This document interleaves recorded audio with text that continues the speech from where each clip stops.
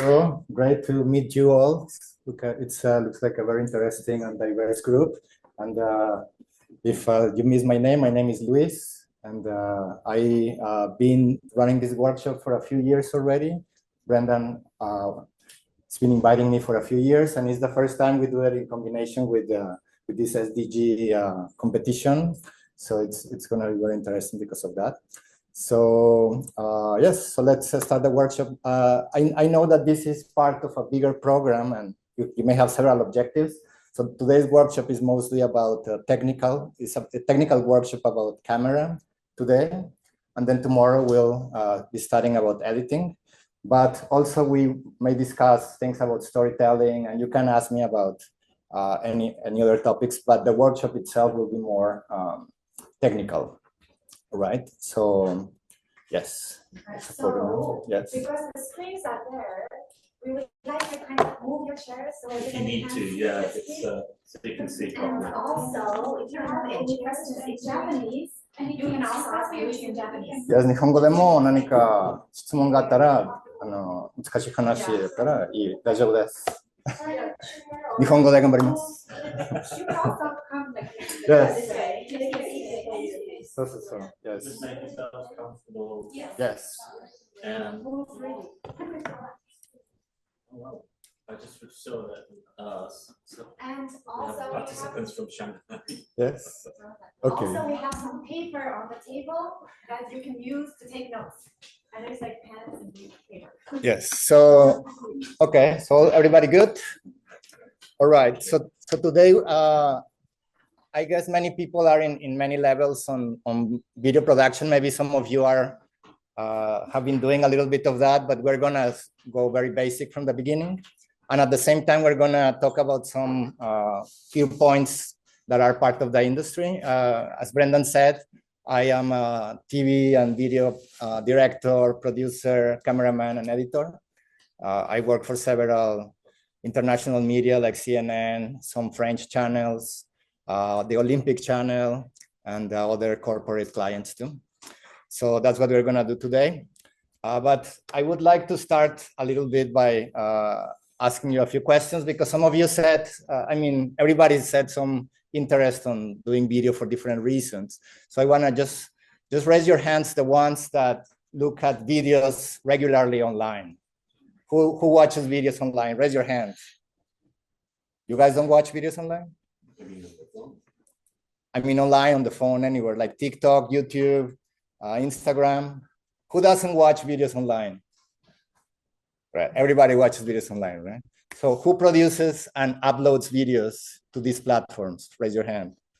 Who makes videos? Raise your hand properly, man, so I can see you. Okay, so you see there's a difference, right? So there's everybody watching videos, but just a few people making videos and putting them on these platforms, right? So it's really great that you are interested in this, because this is really the future of communication, really, as I see it. You know? If it's already like this, but it's gonna be more and more that if you cannot make videos and put them online, because that's how these videos are being shared. It's almost, I see it as if you cannot write, right? In a way, what is happening now is that you guys can read, but you cannot write, right? You're not writing videos. You're just reading videos online. So you are not saying anything. You're just getting information. And some few people are telling everything, right? So by learning to make videos, you are becoming part of the people that can write, right? That can communicate, that can say things, right? And as I understand, your major is not media production.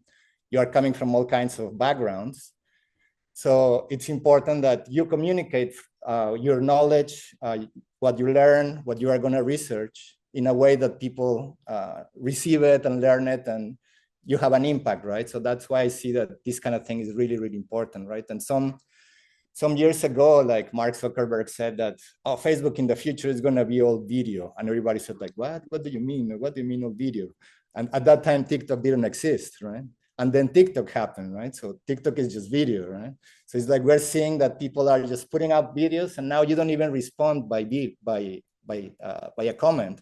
You can respond by videos too. So you see a video, you respond with another video. So this is becoming the form of communication. So this is one really important message that I just want to give you at the beginning.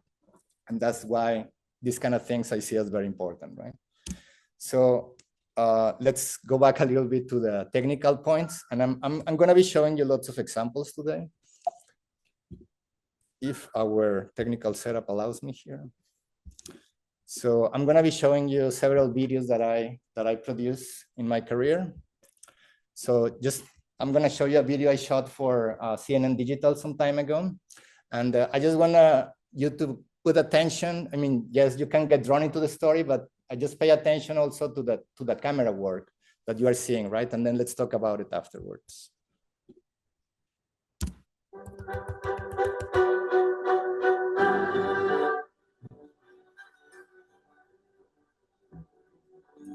そうですね。日本全体として考えると、まだまだお寿司は男性の仕事だと考える方が残念ですけど、ほとんどだと思われますね。そうですね。やっぱり女性の体温が高いからお寿司が握れない。そういったような、話につきましては、問題として全くないですね。私の名前は千鶴ゆきです。仕事は寿司職人をしております。このお店の名前はなでしこ寿司と言います。男性ではなく全員女性の寿司職人っていうか板前さん、スタッフであることです。そうですね。今うちのスタッフ全員は、数えてだいたい6、7人ほどになります。今までお寿司屋さんは男性職人しかいなかったので、女性がいてもいいんじゃないかということで始まります。男性寿司職人さん、そうですね、何代か変わっていただいたんですけれども、やはりほとんどの方々がうちのスタッフさん、お飾りというか、なんて言うんでしょう、立って握っているだけで細かいことはできない。とりあえずなんて言うんでしょう、見た目だけっていう風に感じられた方がほとんどだと思いますね。でカウンターという仕事上、昔から日本で板前は晒し商売と言われていたので、優しそうな雰囲気ですとか、綺麗な明るいイメージを持つ面におきましては、美味しい華やかなお寿司が余計華やかに見えるという点では向いています。そういう日本の社会の中で固定概念を崩して新たな分野で女の子が握ってくれるお寿司屋さんっていうカテゴリーではなくて、当たり前のように女性がそこにいる、普通のお寿司屋さんでも女性が握っている男女一緒にでもいいんですけど、正しいと思って今頑張ってますね。Okay, so this was for a series called Great Big Story. We did for CNN Digital. So I want for this workshop, I would like if you guys participate and say things and let's just dialogue instead of me just telling you everything. So for example, in this video, what did you guys see in terms of the type of images that were shown as part of this video? Yes. Okay, lots of close-ups of the plates of the food because it was a food story, right? Okay, that's a good point. What else? Side here. There. Yes. It's shooted in the way we see a lot of little details like hands, knives, flower. So it's not a big picture, but it's little details. I think it's related to the craftsmanship of doing cooking. Yeah, so there's many fast cut of many shots, right? Showing details of the what is happening, right? The action, right? So you see a lot of action actually, right? Imagine if this story is just the person telling everything, right? And you don't see anything. It's very different, right? So that's a good point. Maybe one more comment beside. Yes? The character is telling the story by person.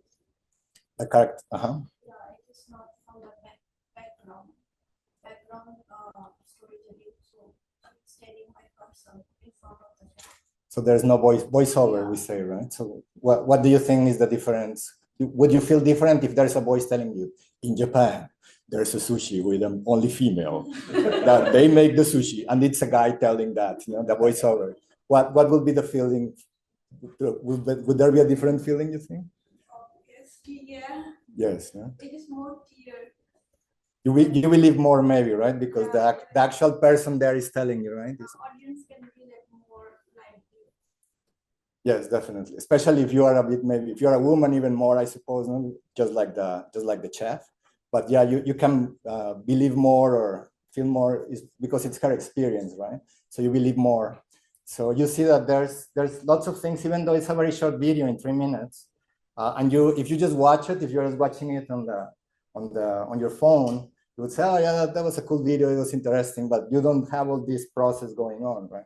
So this is something that it's important to develop to and see that how you can do that, right? So and these are decisions that you can start to take, right? Like in your documentary or your film about SDGs, are we going to let the person that we interview tell the story, or are we going to tell the story? And that has a different feeling, right?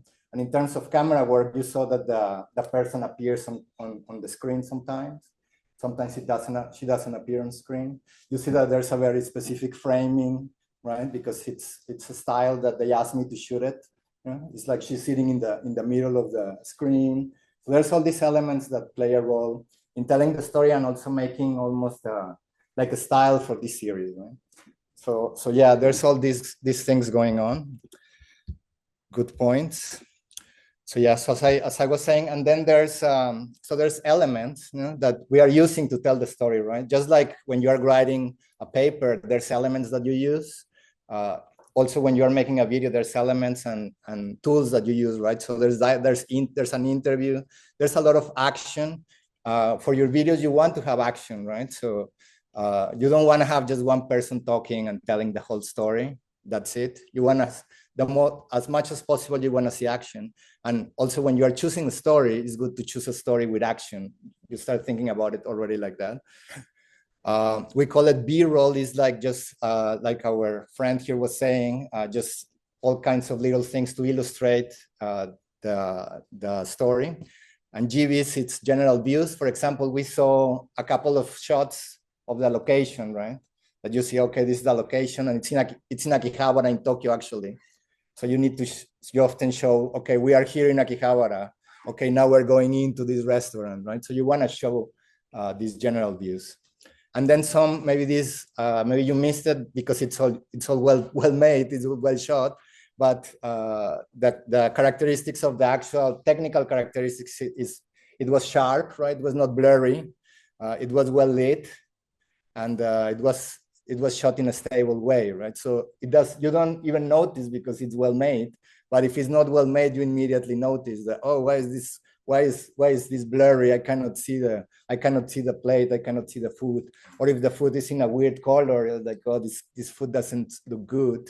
Or if the shot is all like this, you right away notice, no? But if it's well done, then you don't notice, no? So there's all these things going on, and we're gonna learn about doing these things, no? So today we're gonna go kind of quickly because it's a short workshop, but we're gonna go over these topics, which is kind of basic. It's basically basic photography, right? Basic pro photography with a proper camera, and a little bit of videography. So we're gonna talk about focus, of keeping the shots sharp, exposure, meaning the light that hits the sensor. We're going to talk about lenses. We're going to talk about framing, like just how we saw in this example. There's a lot of close-ups, and then we see the interview. So what does this mean, and how do we achieve that? We're going to talk about how to make stable shots with a tripod, and then we're going to talk about a little bit video topics, which is sound and using light. Okay. All right. So far, so good. How many people were with you with that video? Just you or Two, yes. But that video took forever to shoot, right? Because when we shoot like this type of beautiful video, it's very like shot by shot, and they move now they move the plate and we shoot one thing. Then they do like this and we shoot one plate. And often like Japanese TV, they arrive and they shoot everything in like half an hour. So sometimes when you go to places, they expect that you're going to be in and out in half an hour, and then we take like 4 hours, and they're like, "Why are you still here?" And the TV people always lie. It's like, no, we're finishing very quickly, very soon, and that takes another 2 hours. No? But it's a small team, just 2 people, but yeah, it took forever. And so it often takes time, and you should also feel like you can take your time when you're shooting things. Just take your time. Sometimes people want to be very quickly and they feel nervous when they are interviewing somebody and it's taking too long. Just take your time until you get it done well. Yes. So, okay. So we're going to start. So the first point is, well, you want to have a sharp video, right? And maybe you are used to shooting videos with your phone, and your phone does everything automatically for you. But when you start using cameras like the ones you're going to use, then you have to pay more attention to that.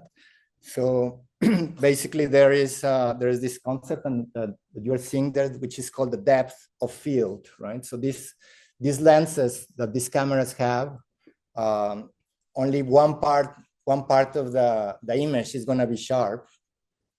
Yes.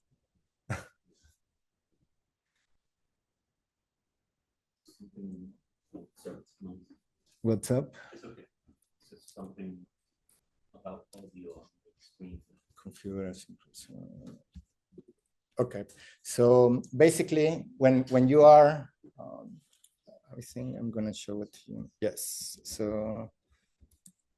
Yes. Okay. So when you are shooting with this type of cameras, basically, depending on the distance that you are to the subject, the things are going to be sharp or are not going to be sharp, depending on a few variables that you are going to modify in your shot.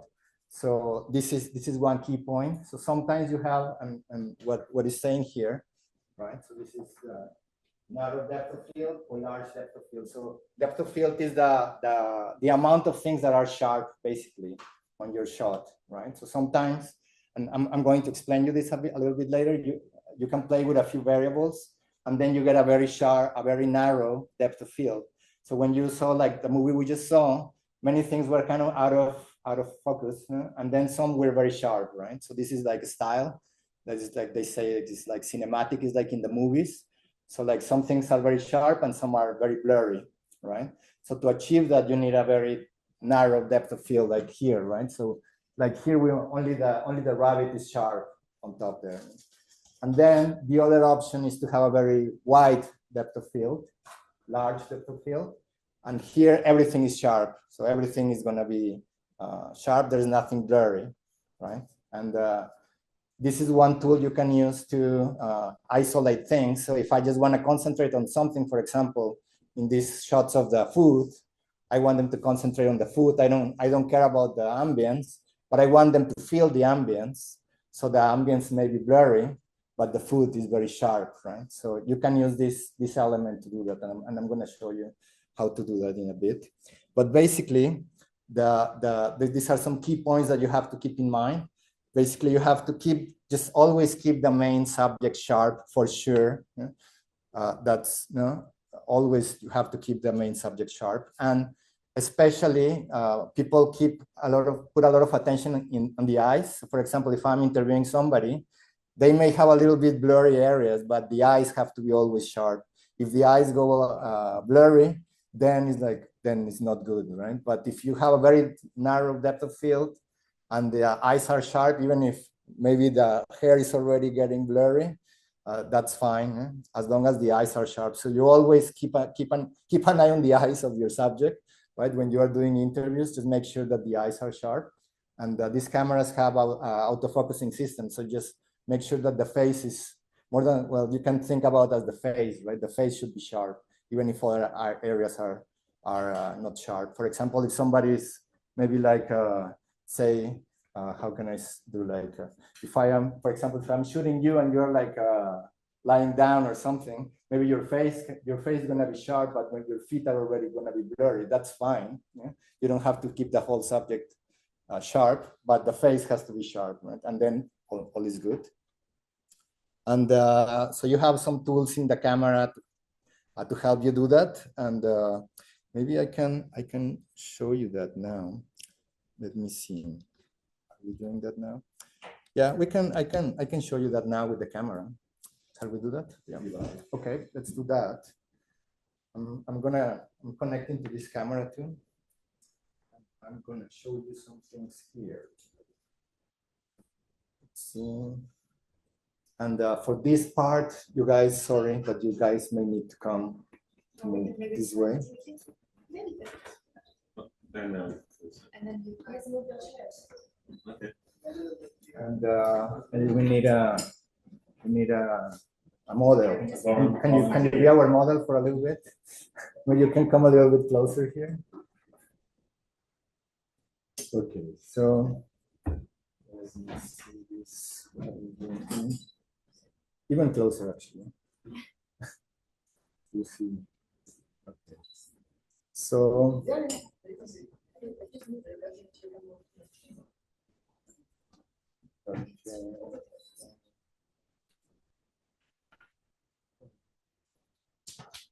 Okay, for example,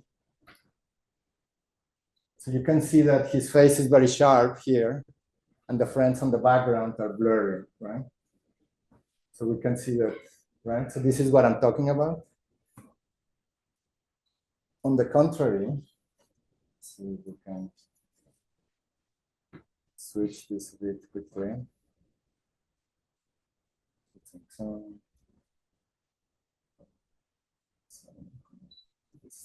One moment, please.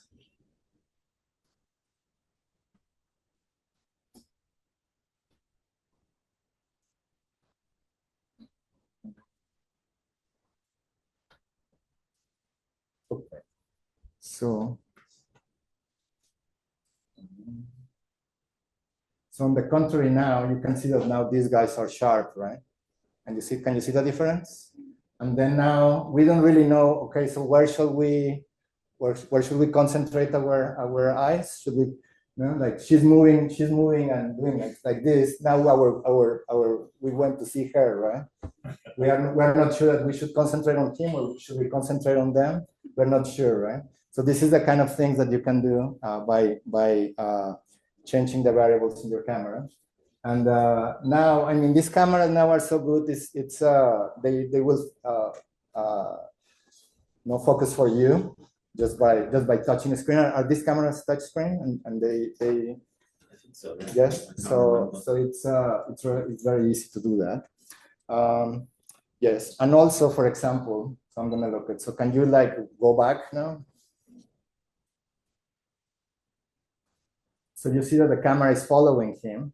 So it's gonna make sure that it's sharp, even if, okay, let's do the, because I lose the control.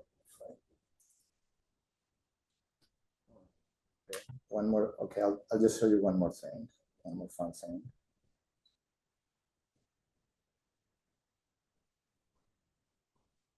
Can you come closer again?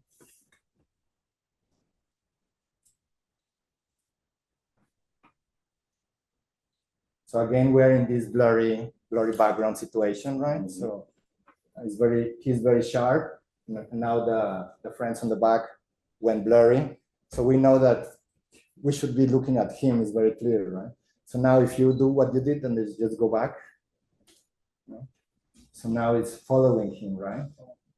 And now these guys are becoming clear, right? So now the cameras do that for you. When I started, I had to do everything manually. That's why I cannot see anything now, and that's why I need glasses, because I had to do everything manual. But now the cameras do a lot for you. But you just lock on him, and then the cameras will follow. They have, they have intelligence to do that, and then they will just follow the subject, right? So, but the key point here is you should always keep your subject sharp, right? So if he's our main character, he should always be sharp in whatever you're doing. If it's an interview, if you are following in some action shots, right? So that's this point. So thank you very much to our model. Let's give him an applause. Okay. Let me go back to the presentation. Okay. Now you're going to have to unplug.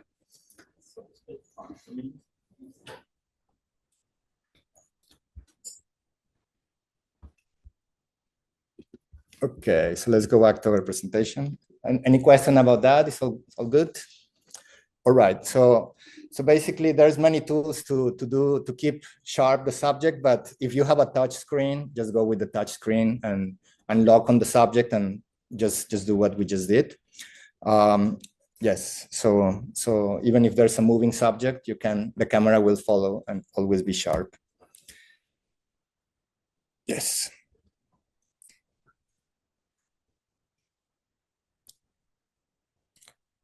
Yes, so you have automatic focus now, right? So you should, especially now that you're starting, just use the automatic settings of the camera and you will be okay. Yes. Yes. Okay. All right. So that's initial point of keeping your subject sharp. So next move on to exposure, right? So exposure means the amount of light that you get on the sensor now, right? Exposure means because you are exposing the sensor to the light, basically to the light of the scene. And before we used to have film, right? Cameras use film. So you would expose the film in the camera and it will have a chemical reaction and then the photo will appear. But now it's the same principle. Now you have the sensor and you expose light on the sensor and that's how you capture the light, right? But you are always controlling this light so you get the effect that you want, right? So this is, I mean, in photography, you don't have many variables, but you need to control these variables in the right way so you get the effect that you want, right? Just like what we just did with the different type of styles that we just shot. So we shot our friend model here and we could see the people on the background and sometimes we didn't see the people on the background. So this is because I'm controlling the few variables that we have, right? So basically you have these two variables, right, to control the aperture. And one is the speed, the shutter speed or the time that the light hits the sensor, right? In reality, the sensor is not continuously recording the image, is recording frames, right? So you are recording frames. You understand this concept? More or less, you have heard that you record frames, you're not recording continuously, right?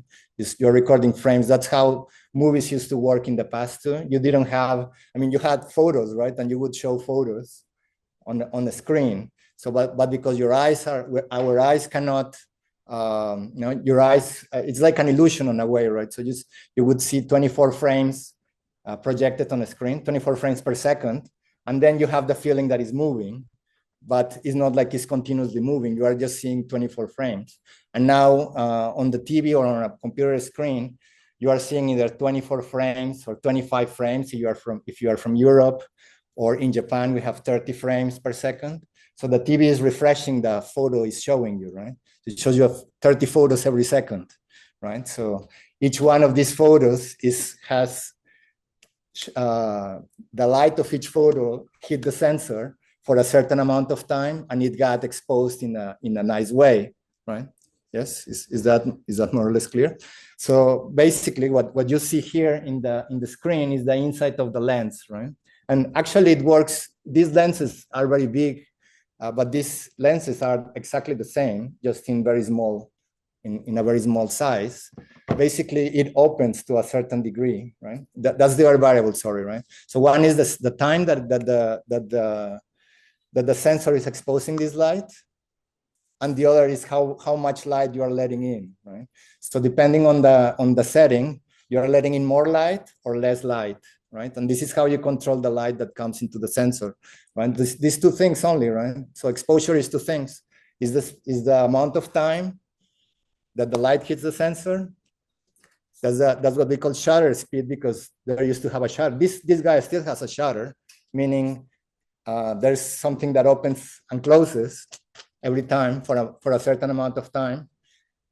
This type of cameras and more modern cameras don't have a shutter. They are just continuously getting light, but they take the light only for a certain amount of time. But anyway, that's the shutter speed.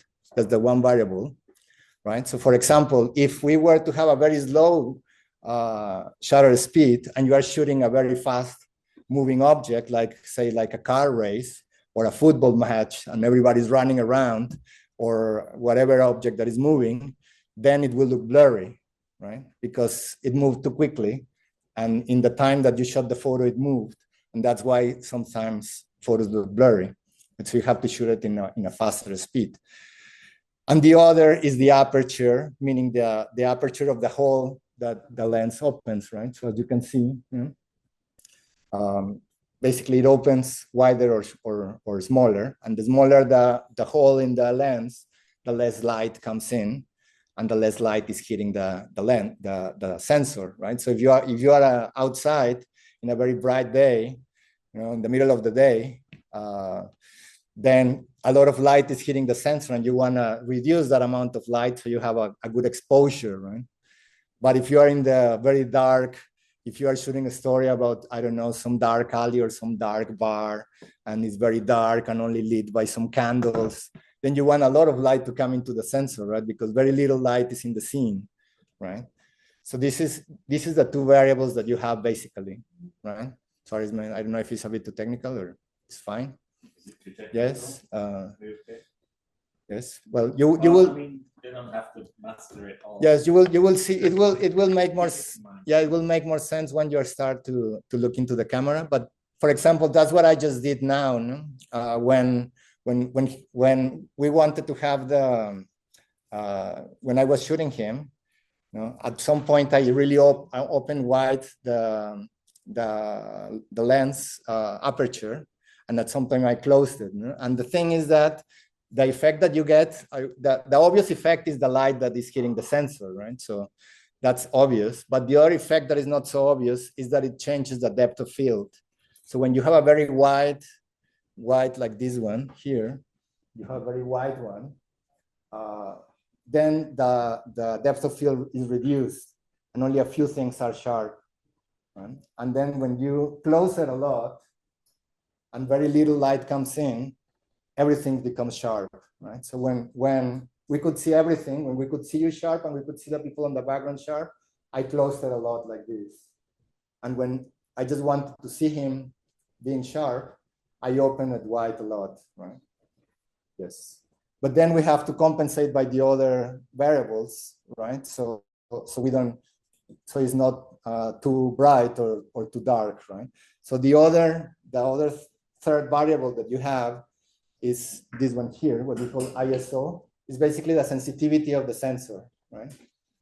How sensitive, how sensitive you want the sensor to be, right? So depending on the sensor, they can catch a lot of light or not, right? And new cameras, like the new Sony cameras, including like the ones you have here, they can catch a lot of light actually, that you couldn't do it before like at all, right? Even this one, this is maybe 8-year-old camera, and it's pretty good on low light, but compared to the new ones is crazy, the amount of light they can capture. Right? But the thing is that the more higher you go with the ISO, the more sensitivity you give to the sensor, it deteriorates the image a bit, and then you start it becomes like noise. It has a little bit of color noise. So if you go really, really high on ISO and you shoot a really dark image, it starts to deteriorate a bit, and then you get a little bit like artifacts and color. It's not so perfect, right? Of course, a scene that is very, very bright and shot at a low ISO is better always, no? But anyway, you have these tools to use, right? So this is basically your three things that you're gonna be moving your camera. It's not so many actually, right? So it's not rocket science, but it's just you have to know what do they mean, and then you have to start operating them and blurring them and using them. Yes, so basically that's the key point on exposure, right? And yes, so yeah, so basically as I was saying, when you have you can get a narrow depth of field or a large depth of field depending on how wide you open your aperture in your camera, right? And the same thing happening in your phone, but the phone normally it doesn't let you control it. It does it all for you, right? And you get this effect, but it's automatic. You cannot really control it. But here you can have really precise control of these kind of things. Yes. Yes. So I'll show you one more documentary as an example. And this one, just by the way, this got millions of views online. And maybe just a little comment in terms of story that I know for our friends, for our organizers, is very important. But in terms of story, the stories that are current, that are in the, people are talking about these topics, of course, is going to have more impact than a story that nobody's talking about, right? So this story, we made it that it was kind of like the height of the Me Too movement. And it was pitched like inside Japan's only female sushi house. So it was really on topic at the time, and it got lots of millions of views. This one is almost 1 million, is like 780,000, but it got published many times in different platforms. So in total, it was like, last time I watched was like 4 million views. Yes, so just think about stories that are current too. Because those will have more impact because people have them in their mind already, right? And you can move your story so it matches more the topic that is going around. You can push a story in some direction, of course, right? Okay, so okay, let's just watch a little bit the intro of this one.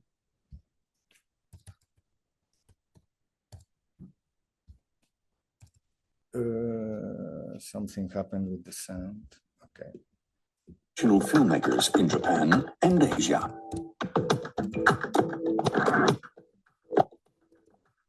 This episode is directed by Luis Patron. Luis makes documentaries about the environment and contemporary Japan. This is a series I used to work for NHK, for the Japanese national broadcaster.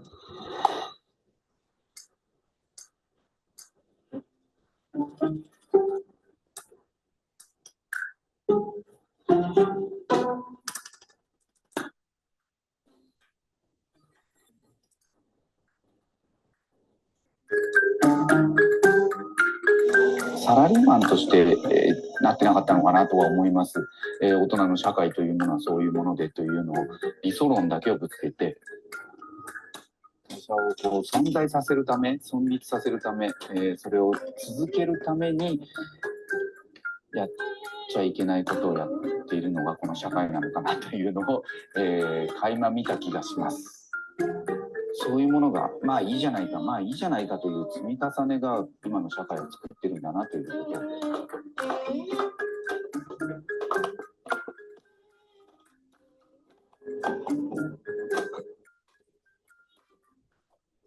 なんだかこう体調も不調でですね、病院に行っても何にも悪いところはないと言われ、何なんだろうと言って随分こう落ち込んだり悩んだりしていたんですけれども。Okay, maybe I'll stop there. But this is a documentary I shot for NHK. But maybe just a few points there. Like, so if you see, this is like an interview shot, but talking about what we just talked about. So you see that the person is sharp completely, right? We can see the ambience, but we don't really care about the details of that ambience. But we can see that, okay, this guy is working in this type of environment, but it's blurry, right? So I'm achieving that with the with the variables that I'm moving around with my camera. You can see that it's perfectly sharp, it's perfectly lit, so the exposure is right too, the colors are right. So you can see how this is starting to work, to achieve what you want to do.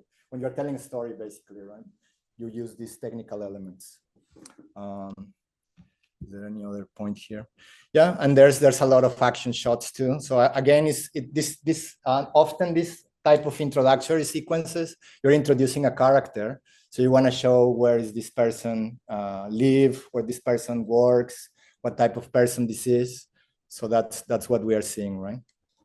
Basically. Yes, please go ahead. So in the action shots, you just like copy or doing something, and then the camera kind of zoom in. Is this like I move the camera, or just like zoom in with the camera lines like stands there? I'm not sure which one you mean, but that when he's working, and the camera moves in a bit. Yeah, so it's just like zooming in like I think that maybe we did with a slider. We don't use sliders a lot anymore, but it was a machine that you put the camera and it slides in. But the feeling that it gives you is that you get closer to the subject, right? So you are seeing it from far away, and then you come a little bit closer to the person, so you feel like you are getting closer to that character, right? Yes, but yeah, Zoom, you can use Zoom, but it's maybe better to do it actually with the camera or with a gimbal. Now we use gimbals a lot. You know what it's a gimbal? Like a stabilizer. So you put the camera on it's like a stick that stabilizes the camera, and then you just move it in.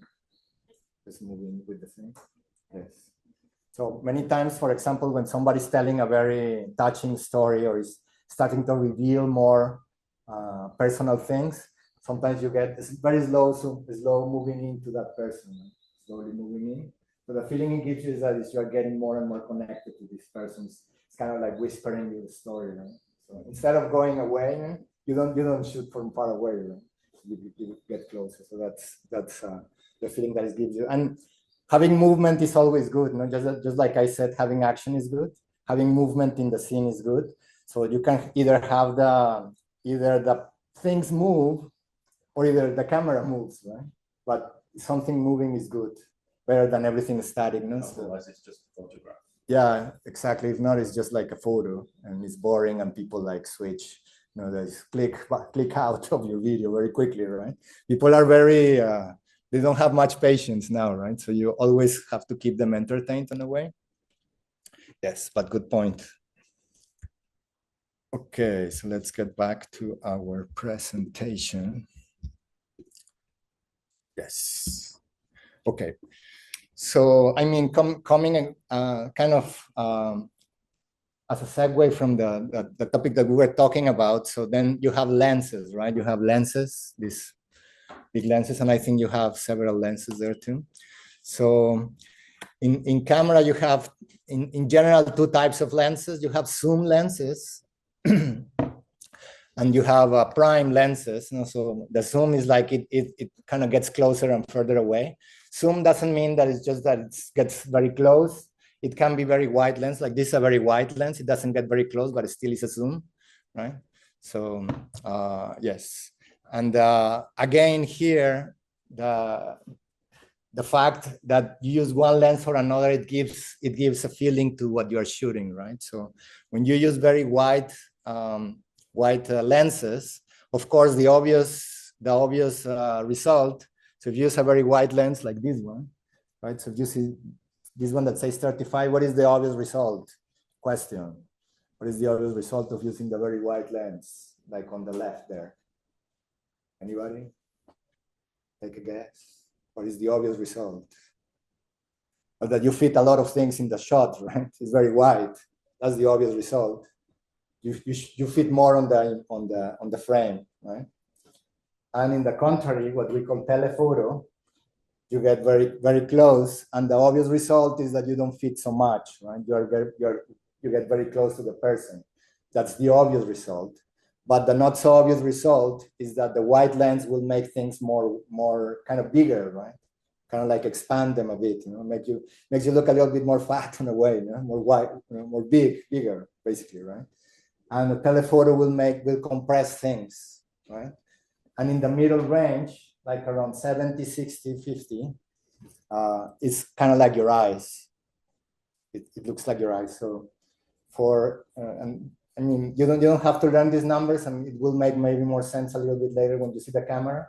But basically, a camera like this, which is a full frame camera, if you are on a 50mm lens, it looks like your eyes look more or less. So it will give you a very natural view. But if you go below the 50, 60, so like a 35, it's gonna be wider. It's gonna fit more, and it's gonna start looking like a fisheye. They say, you know, when they are really, really wide, they call it like a fisheye. Like it's like everything is round, right? And on the contrary, like a telephoto will compress things, make them more compact, right? So if you shoot, when shooting portraits or when shooting interviews, it's nice to shoot in somewhere like in this middle range. And that will make the people look really, really nice, you know, a lot nicer than if you shoot them with a very wide with a wide lens. They may not look so nice, you know? Yes, so that's something to keep in mind. So you can see there's obvious results of your choices, and then there's like a second level results, you know, that you can have by taking some decisions with what you're doing. Right? So maybe we could, I don't know if we can, maybe we can do another demonstration with that. Yes, so this is what I was just saying. So if you have a wide angle, you have what I told you already, less bokeh. Have you heard this term, bokeh? Maybe the Japanese know it very well. Bokeh is a Japanese term actually, but photographers all over the world use it actually. Bokeh just means blurry, right? So photographers say this like bokeh, or even they don't know Japanese, but they say bokeh. You know, but you have a wide lens, there's less bokeh, everything is sharp, right? So sometimes you want this, you know, sometimes if you don't want to miss the scene, and for sure you wanted to capture what's going on, just keep it wide and nothing blurry, and then you're good. You know? So, but also you got a bit distortion. You know? So you can fit a lot. It's distorted, but it's not blurry, right? And then on the other extreme, you have a lot more bokeh. You have more blurry parts. The image is compressed, and it's not spacious. Everything is compressed like this. Maybe I'll show you that together with the next point too. Yes, is that clear, more or less? Good. Do you want to do breaks at some point, or no break? We just keep going. What do you want? How's everybody feeling? We like 5-minute break? Hey guys, so we're going to continue our workshop. Let's keep going. We're almost done. And then we're going to start touching the camera, so that's great. Okay, so we were just talking about this point about what lens you use and how it affects your image. So it will be maybe more obvious once you start touching the cameras. So that was one point. So let's keep that in mind.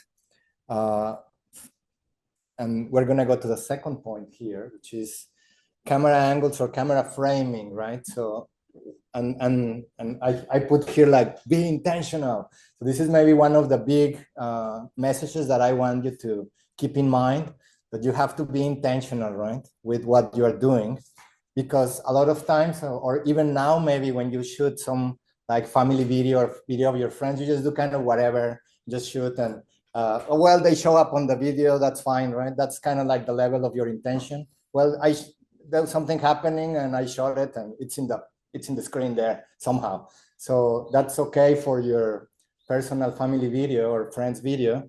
But when you want to do a video like what we're talking about, you should be a lot more intentional, right? So everything should be intentional.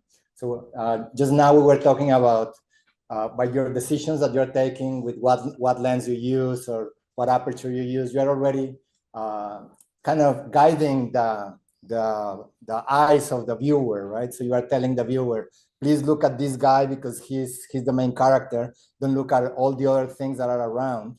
And that's showing your intention, right? So in everything, you have to have an intention, right? Every time you shoot something, there's an intention, there's a reason why you want to shoot it. And then because there's a reason, then you have to shoot it in a certain way, right? So this is a big part of that, no? Which is what camera angles or what framing you are going to use. No? We call it the framing. What are you going to put on the frame, in the frame of your photo, right? At the end of the day, because that's the main decision you are taking. What goes in and what I take out, right? There's a very complicated, maybe confusing scene, but okay, well, I'm going to concentrate on this person here and what this person is doing, right? Even though there's lots of things happening, right? So this is one of the big decisions that you have to make, your framing, right? So one very important way to look at it is in terms of the person, right? The size or the body of a person, right? So, and we have a special way to call what type of shot you are doing. And this, depending on the shot, well, you're achieving different things. Yes, right? So let's just go over these ones here. So you see, right, we have starting by a full shot. So if you see the whole person from feet to head, that's a full shot, right? Next up is like a medium full shot. this maybe you don't need to learn the whole terms for all of them, but the main idea of, please keep the main idea in mind, right? Medium full shot is maybe from around here. This is a bit funny, the cowboy shot, and do you know why they call it the cowboy shot? You know, Brendan, why they call it the cowboy shot? Because riding a horse. No, because in the past, in the cowboy movies, they had a guns. gun, right? And they were doing like this, so you needed to see the gun. So that's a funny, silly story. Then you have the medium shot, which is from here up, right? So you don't need to learn all, but maybe the three that you have to learn is the full shot, mid shot, and then from there it's a close up, right? And like sometimes you say close up is from here or from here, right? So sometimes you are shooting a person, you are seeing the whole person, right? Sometimes you are seeing just from here up. Sometimes you are seeing from the chest up. So try to keep this in mind, right? So you are not like in between these kind of things, and it's not somewhere like around here. If you are, because for example, sometimes you can see the hands and sometimes you cannot see them, right? But it should be very clear that either you are not seeing the hands or you are seeing the hands, right? So you don't want that. It's kind of like how the hands are showing and then they show and then they don't show. This is what I mean by having a clear intention, right? So if you have a close-up of the person, you are not going to show the hands, and that's fine, but it's clear that you're not showing the hands. But if you are kind of somewhere in between the mid shot and the long full shot, it just looks a bit weird, and it looks like you are not having a clear intention, right? So this is what I mean by having a clear intention. So for example, let's just imagine, so in what cases would you want to use a full shot? In what case you would want to use a close-up, for example? What do you guys think? Anybody have some idea? This group's here, for example. When would you like to use a full shot? When would you just use a close-up? Yes? I want to show the surrounding of the patient, of the person. Okay. Capture maybe elements of it. Okay. But the close-up, like maybe during interviews, or I want to focus on a specific thing, like the food. Okay, that's good. Any other idea? Okay. Yeah, like I wouldn't use like a full shot when the person is speaking, as you were saying, like when someone is speaking, it's more important to go in close to the subject. Yeah. For example. Okay. Any other idea? Maybe last idea? I guess the close up, especially the very close, they're very psychological. You get the image to a very psychological perspective. Yes. And that's maybe desirable or not.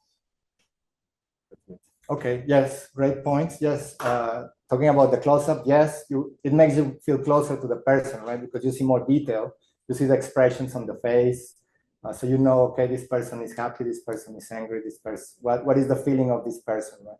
Especially now because we see a lot of the videos on the phone, and you see more and more when you see talking heads, we call them talking heads videos. We see that more and more is more and more close, right? So the person is speaking the whole time, but it's very, very close because you're seeing it on the phone, right? Before maybe we watch them on a big screen, you could have them a little bit further away, but more and more we see more close-ups. And yes, it's all of these points are true. And yes, one reason why we want to see a full shot is just maybe for the surroundings. That's a good point. But also because if we want to see the whole person, right?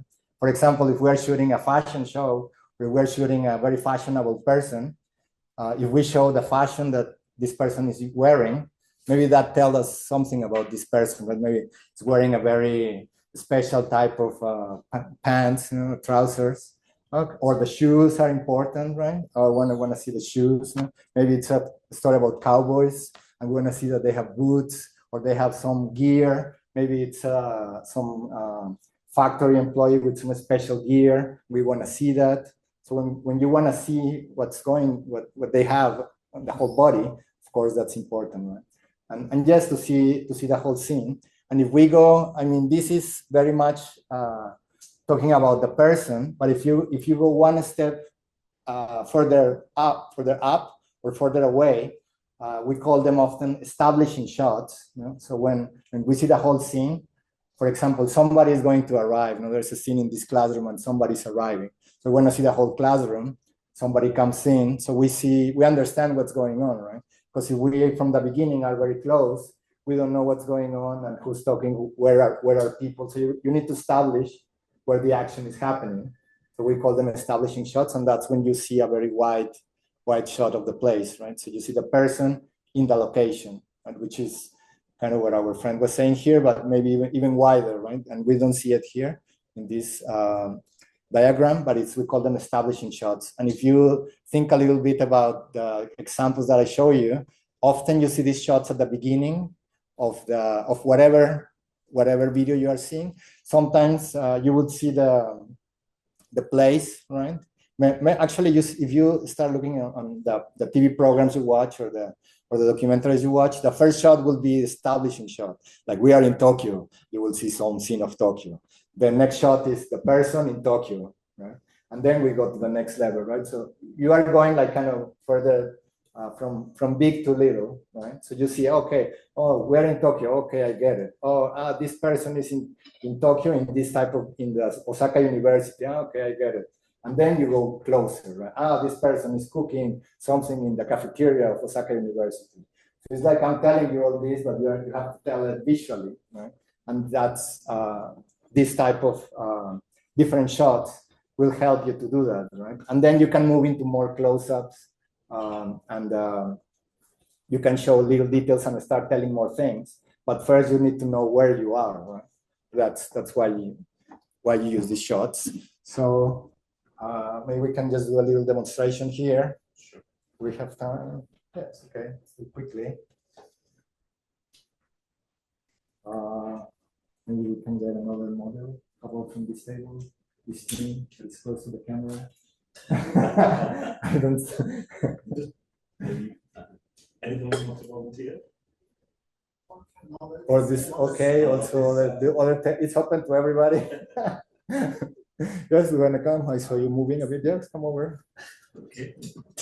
So first off, okay. And well, I'm gonna show things here, so I don't know if you guys will be able to watch. Maybe it's better if you stand without the chair. So this, for example, these two, we have two lenses here. These are two zooms, right? But this is totally wide. It's from wide to wide.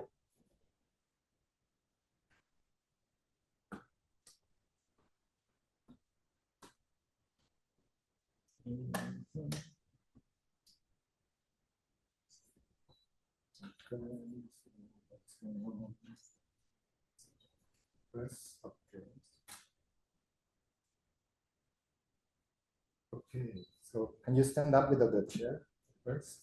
And maybe we can go a little bit further back. Okay, so first off, so we have, this is a wide lens that goes from very wide to kind of wide. Yeah? So you can see that we can fit a lot in the scene, or we can get a little bit closer, right? So that's the obvious result of using the wide lens,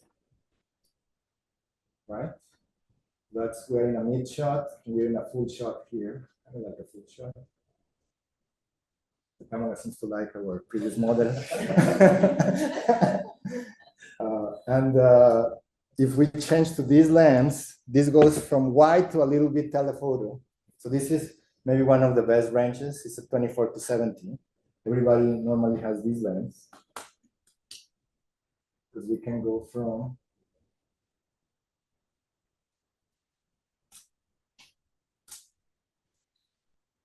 happening.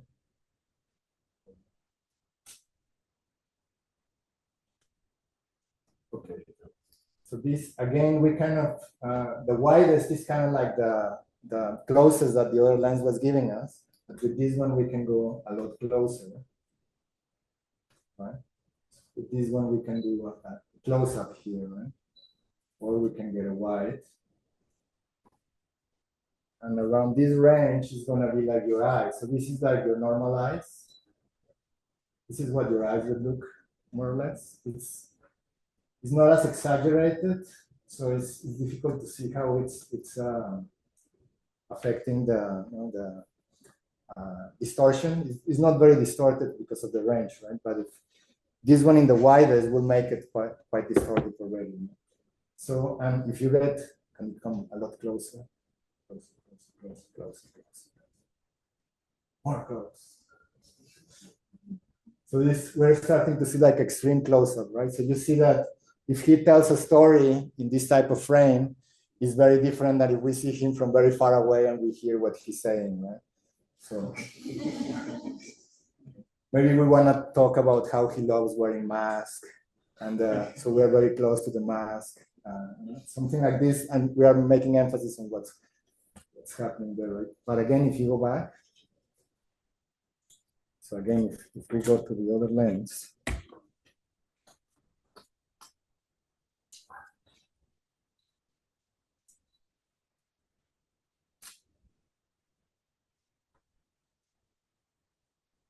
okay. So it doesn't feel, the other one was literally on your face, right? You feel it really close. You know? So this one makes you more at ease. And so sometimes you may want to have this, and sometimes you will want to be on a close-up, right? Sometimes for very obvious reason, just to fit more things on the frame, and sometimes for more psychological reasons, like our friend was saying here. So this is what you can achieve with the different types of lenses, right? I think I'm recording. Okay. Thank you very much to our model. Okay, so let's go back to this part. So, yes, you have to do something there.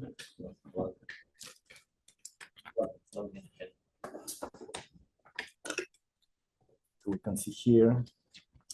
So, and also because historically some types of framings have been used already in TV or film, or now even on online videos for a long time. So when you use this type of framing, it will so that to your viewers it will feel very natural, right? What's going on? So for example, this is an example from an NHK documentary that I shot.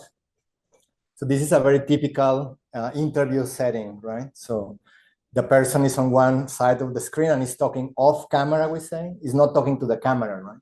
As you can see that he's not looking at you. You don't feel that he's looking at you. He's looking outside because you have the camera in front of the person, which is talking to the interviewer on this side.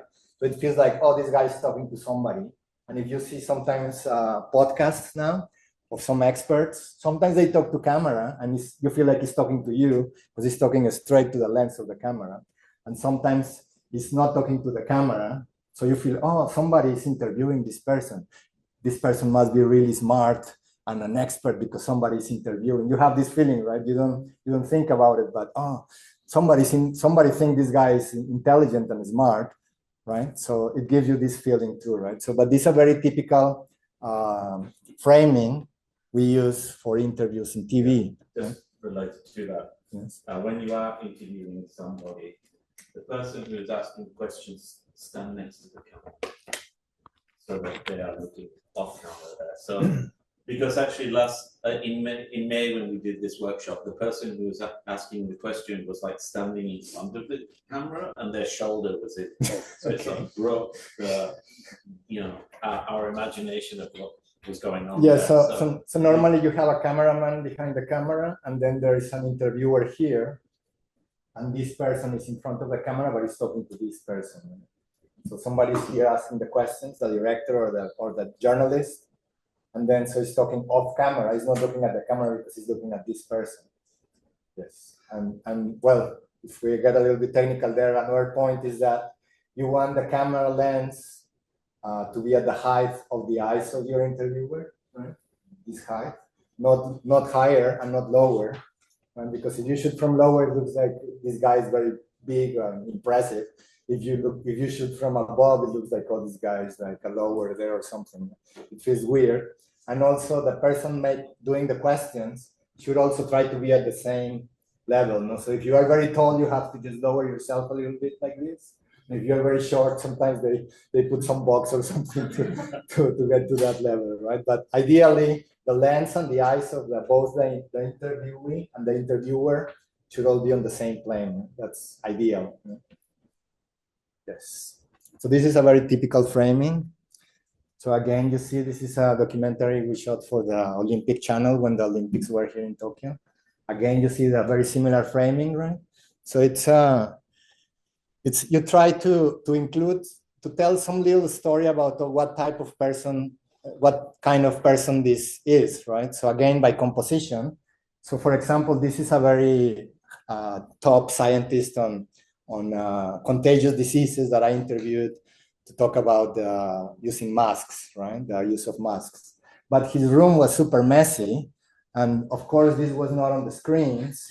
So we cleaned a little bit the room, and so it looks very tidy, right? Because you don't want, it's not that it looks messy. I mean, if you want to say this person is messy, then it's nice to have a messy room. But if you have a messy room, it's just distracts you from the main point. So we just cleaned it a bit, and then we asked him to put some like disease-related things on his screens, right? And there's some mask box that we put here. So you set it up a little bit. I mean, you shouldn't lie, like pretend things, but you arrange it a little bit so it looks a little bit better. And now it looks really nice, right? It's very clear what's the topic. It looks a little bit like science related. You didn't even think about it, but it feels like, oh, is this some science thing? The guy is wearing a robe, like this, how do you call that? Like the white robe. Yeah, like the things doctors wear. So you immediately think, oh, this guy's a doctor and some science-related doctor thing, right? Even you don't even see the story. You have this feeling immediately, right? So that's what you want. This one, it's like an architect or engineer. So again, the room was a bit messy, and it was not even his room, but we had to shoot there. But there were some like architecture related things. So you just do your best, basically, right? With the elements you have, you do your best to convey the story. But again, it's a very similar framing, you see, right? He's on that side talking off camera. It's a very classic interview framing, right? The other type of framing that you can have is what we call a piece to camera, right? When people talk straight to the camera. And this is the feeling that this gives you, right? This person is talking to you. This was this couple of examples is where it's some corporate work.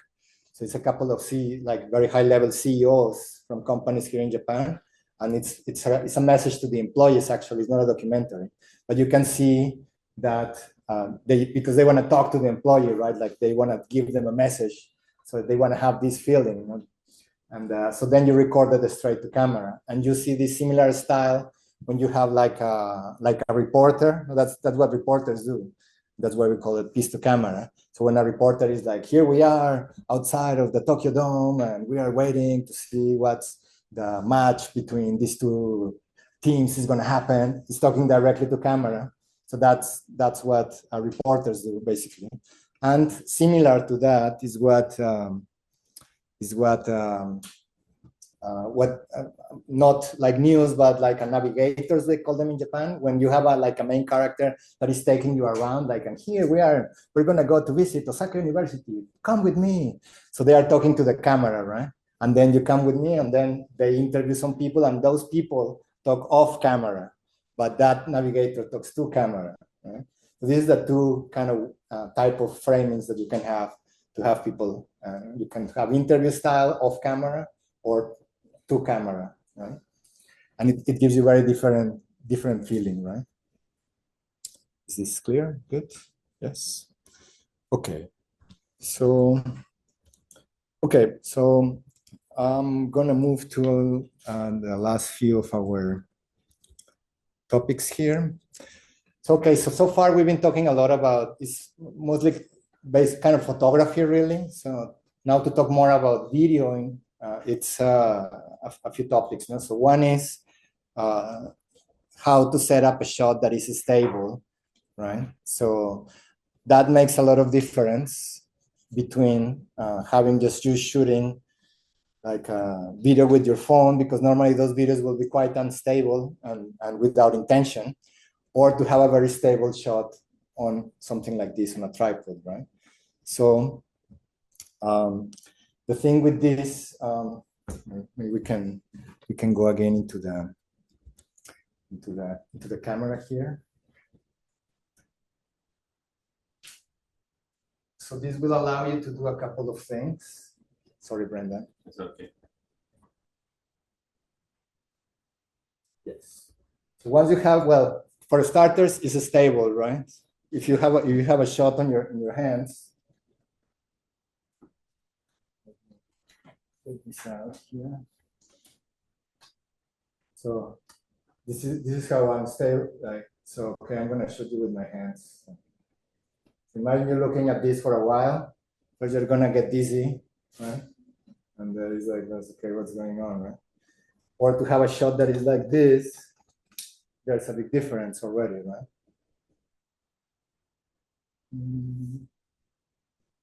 Sorry, you guys didn't want to be a model, but you're gonna be a model anyway. It's very different, right? Very unstable shot or very stable shot. So that's already one big difference. And the tripods, and we'll see that once you start touching the equipment, but the tripods have a bubble here or some kind of indicator that shows you if it's on a stable plane, like a flat, right? Because you could end up having something like this, and that's also not good, right? If you have a very like crooked shot, that's not good. But it has some tools here to tell you if it's on a proper plane, right? So I'll show you how to do that. So that's one thing. And then the other thing is that you want to have movement on the cameras. I was telling you, you can either have things move or you move the camera, right? And one way to move the camera is to do movements, right? And the thing, I mean, this is a little bit of a small tripod, so it's also a little bit not so like super stable. Just give me 1 sec here. This is getting a little bit. Okay, well, whatever. So with a tripod, you can have some movements that are more fluid like this. Right? So sometimes you may want, for example, I cannot shoot this room in just one shot, right? Even I have the widest lens here, I cannot put everything in the shot, right? Like I cannot see you guys, no? But I want to show that there's all these people and it's a very big room, so I can do a movement, right? And I can show the whole room now, right? Like, okay, there's lots of people actually. Okay, I get it, no? So that people will get that. So and for that, you can use a tripod to have like a stable camera movement. So that's the other thing that a tripod allows you to do. Right? It allows you to have stability and it allows you to have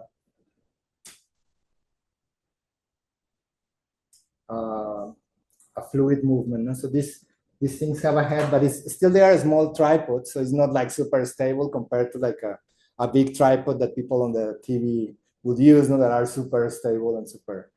But they are still pretty good, no, because they still have a fluid head. We call them this, but it's a very simple small one, but it still can do it. No, also for example, sometimes it's not about the person. I mean, it's not about a big room, but maybe you want to go from something to something else, right? Or maybe you want to show in close up, but you want to show the whole person, and you want to make maybe it has some interesting shoes, but also you want to show the face at the end.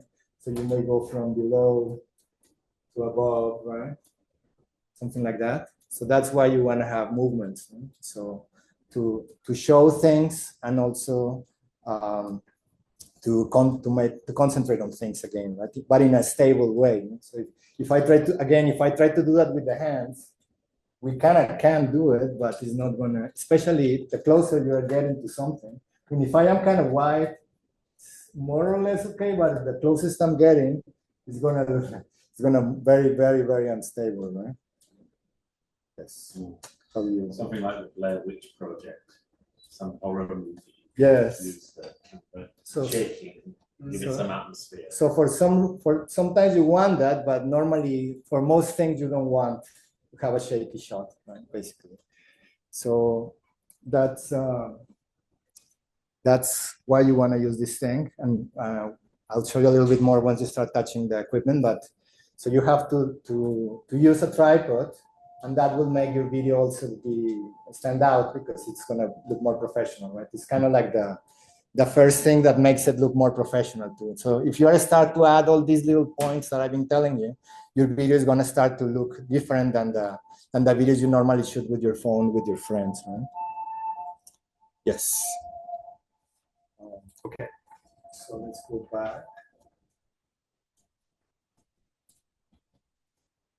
Okay.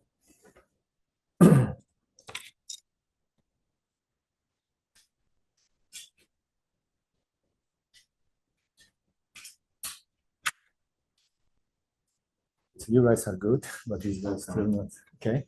So the other thing that, you know, another element is the sound, of course, right? So the difference from a video and a photo is that the video has movement, but also it has sound, right? And often we don't think about sound because we are very visual creatures, but actually the sound is really, really important. Actually, you could say that sometimes it's even more important because I think people will put up with looking at a not so well shot video, but they will not put up with not being able to hear properly what is being said, right? So if you have if you shoot a person like an expert or somebody that it was very difficult to catch the interview and it's kind of like not great, the image, but the sound is good and you can hear what the person is saying, you will put up with it. But if you cannot hear what he's saying or is not, very, very quickly, you will not put up with it, not the audience. And we don't stop to think about it. We just expect the sound to be there. And often it comes kind of like in an unconscious level or subconscious level, the sound, right? But it's very, very important, right? So you have to make sure to get that right at a basic level. If you are interviewing people, you need to have that sound right. And yeah, there shouldn't be so much noise about. But basically what you have here in terms of sound, well, you recorded with microphones, of course. What you have is these mics, like this one here, call them, it's a shotgun mic, it's like a gun, you know? That is because it's shooting from there, you know? All this sound, catching all the sound that's coming. So normally you will have a microphone like this on the camera, and the camera already has a microphone, but it's very small and it's you know, inside the mechanism. So normally you don't get great sound from the camera sound. The phones have more or less good microphones actually, you know, even though it's embedded there because it's a device for you to talk on the phone. It will have more or less good sound. So if you are close to your phone, it will record okay sound. But these guys often will not record good sound. So you want to have something like this, right? And I think you have something very similar to this. So this is the type number one. And sometimes you will see TV crews where there's the sound guy, and the sound guy would have like a long stick with something on the top, and they will like put this, you know, be catching the sound. So it's great to have a sound guy with this kind of thing, but I don't think we're doing that right. Yes, but so you have, you know, the team has to be aware of that and keep track of that. And the other type of microphones is the, yes, we call them pin mics or lapel mics, which you pin here, you pin something close to your mouth, and then they catch really good sound, especially for interviews, right? So these ones are really important for interviews, and these ones are very important for just capturing the ambience in general. Or if you cannot put a mic on the person, you go with this thing. But ideally, if you want to record an interview, you want to have a pin mic, right? So you have one there, and I have one here. Yeah, so you will see them soon enough. But Brendan has one that it's its own system there. It's all together, and these guys too. Actually, these guys also have a little mic that records and it can send this. Normally you will have two units, one unit that you would put here and connect to the camera, and one unit that you clip here and it picks the sound. Or even better, this you can hide because this is too big, right? To have it clip here is too obvious. And sometimes you don't want to show the equipment, you know, to keep the feeling that you are there in the reality. There's no TV crew there. So you will have something like this. So you will just clip it somewhere, and then this you connect to this thing, and this is hidden. And this you can see this, or you can even hide this one. You know, but then sometimes it starts scratching the clothes or something. So those are some of the things that you have to be careful with. So they're going to have a microphone like this, right? Yes. Yes. So when you are interviewing people, you're going to put a microphone like this. Some people, I'll show you how to do it. Again, you just take a little bit your time. So just talk politely to people. I'm not sure what is your project, but if you're going to interview somebody, you just talk politely to them and like, oh, can we put the mic on you? And just take your time, right? Don't try to rush it or get nervous, and because that's when the mistakes occur, right? So you just ask them, okay, can you put the mic inside yourself? You know, so you're not like so you don't touch the person, and then this is gonna come out somewhere here, and then you plug it here and you hide it somewhere, and then you clip it, and then you're gonna get great audio, right? Instead of being worried like, how am I getting good audio from this thing? Maybe there's noise. Just take your time and just try to do it properly. Some points to keep in mind and that you can see there in the presentation is sometimes with these microphones, if they are, for example, they may be wearing, if it's winter, maybe they have a jacket on top, and it's one of these like synthetic type of materials. And then you put the microphone underneath the jacket, and then the jacket is like every time they touch the jacket, it's like, and then your sound is useless, right? So you have to be careful with clothing rustling on the microphone, and that's why you have to keep monitoring the sound. I think most cameras you can plug headphones and listen, but you should always be listening to the sound to make sure the level is right, and to make sure that there's nothing weird happening, right? Maybe it unplugged and you're not recording anything. Right? This is very classic mistakes, right? So that's one thing. Sometimes, I don't think for this time you will have this issue, but sometimes you have several people talking at the same time. So for that, you may have two microphones and just put them, one person, another person, but then that starts to get complicated. Maybe this time you're just having one person. And maybe the key point here is that just try to make an interview in a quiet location as much as possible. If it's not possible because your story happens in a noisy place, too bad, and you just do your best. But as much as possible, if you can control it, just do it in a quiet location, basically, right? So, like if you are sometimes like I think some teams in the past like shot some interview on the side of like one of these drinks machines that's like, and then the whole interview is like you cannot hear what he's saying, you just hear like, that doesn't work, right? And so you're gonna feel really bad because you put a lot of effort on setting up this interview, convincing the person, shooting the nice shot, and then your audio is useless. So just be very mindful about the sound level, the noise. It's a good idea to sort of stop and listen because they were right next to the drink machine, but it didn't register that there was that sound. But if they really stopped, okay, is this quiet or not? It would Yes, yeah. So and these microphones pick up. Yeah, this so. Yeah, the mics are very sensitive, so they will pick up. If you can hear with your ears, for sure you can hear it. And sometimes, for example, there's an ambulance. If it's like a really pro project for TV or something, you will just stop the interview until the noise stops. Like often, like there's an ambulance passing by, we just stop. There's a helicopter passing by, we stop. Yes, to that level. No, but for sure, if there's at least what is happening there, you should control. Maybe I'll just make just one last point. Yes. So one last point is about lighting and using lights or using natural light. So basically what you get on the screen, on your in your camera is based on light, right? So on the lights that you have. So be very mindful about the light condition that you have, right? If you are shooting outside, the time of day changes the light, for example. If you're shooting like at noon and you have the sun on top of you, it often makes like a very, very dramatic shadows. And we call them is like panda eyes, you know, like you get like black eyes here, you know, like make shadows and you have like all this is black, right? And it's very harsh shadow. That's why sometimes they call it like the golden hour for shooting is like in the late afternoon or very early morning to you have very softer light coming from the side. If it's cloudy, you may not have a lot of light, but actually it's very soft light and it's very nice. So you have to be mindful of the light condition outside.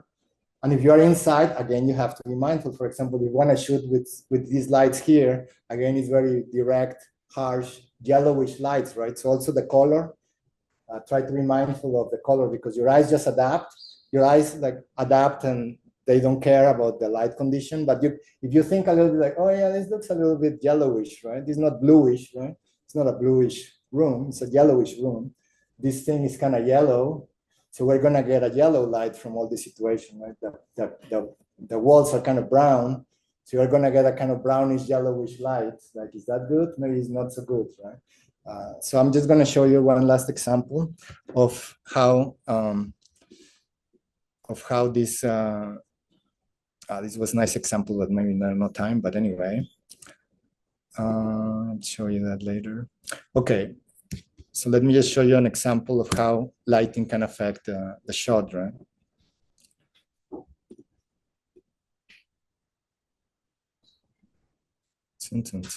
Are we connected? This is from a channel I do in Spanish, but I will just show you the.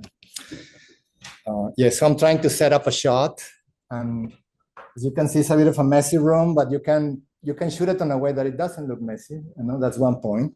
But the key point here is the light, actually. So I'm trying to set up a scene like it's like a YouTuber that talks about toys, right? So you see the light. Just take a look at this light. This is very bright. It's maybe too bright. And I'm just using the lights on the ceiling that are in the room. So you get this kind of color is not so great on her face. Some things are very bright, too bright. You know? And then you're gonna see how I change it. You know? I can advance it a bit. Yeah. So first what I do is I turn off the lights on the top, right? So I turn off those lights, and now I'm just getting the light from the monitor. Then I open the window, and actually natural light is great. You know, it's very no, the color is very good, and if you have some soft curtains, it will make it look very nice. You know? So that's when sometimes you don't need like artificial light. You can use the light of the nature, right? So already you will see how it starts to look. Can we see?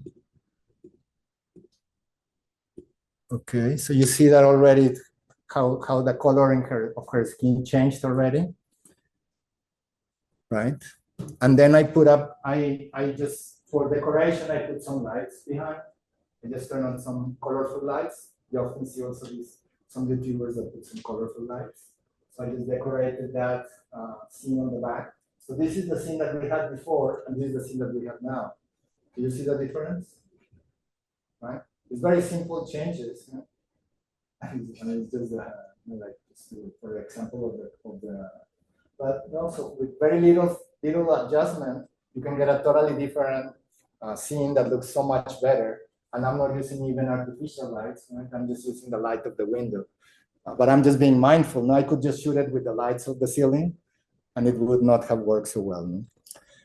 So I think this is basically all the topics that I wanted to cover today. And I think we are pretty much on time. Maybe you have lots of questions. If you have a few, we can do now.